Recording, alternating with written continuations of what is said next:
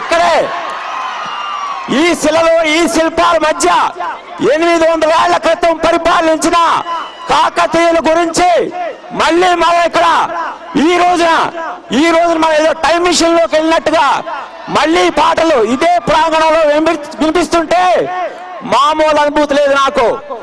ఎక్కడో పుట్టిన నాకే ఇలాంటి అనుభూతి ఉంటే ఇంకా మీకెలా ఉండాలి?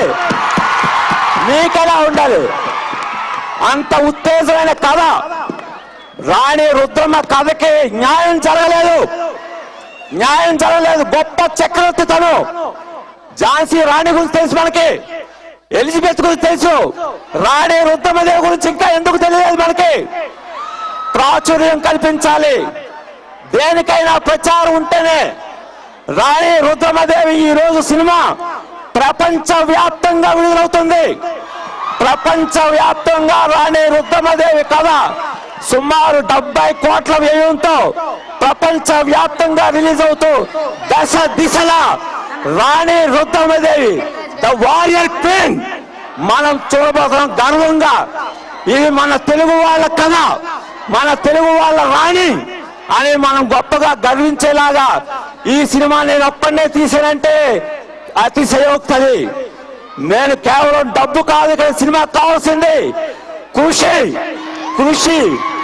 నాతో పాటు గుణ టీమ్ వర్క్స్, వీళ్ళందరూ గుణ టీమ్ వర్క్స్, వీళ్ళందరూ ఈ మా సినిమాగా భావించారు. గుణ నీకేం కావాలి? తీయి, ఇలాంటి సినిమా కావాలి.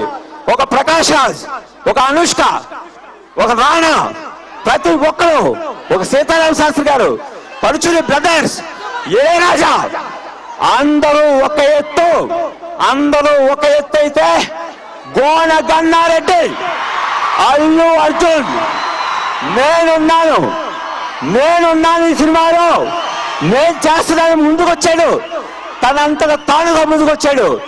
అలాంటి అల్లు అర్జున్కి హ్యాట్స్ ఆఫ్. తను కేవలం స్టార్ హీరోయే కాదు, గొప్ప సినిమా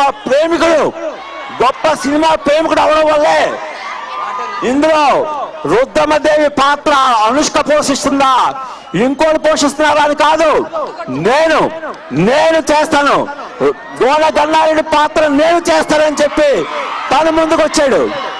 అందుకని మనందరం రుద్రమ్మదేవితో సహా అల్లు అర్జున్కి రుణపడి ఉండాలి.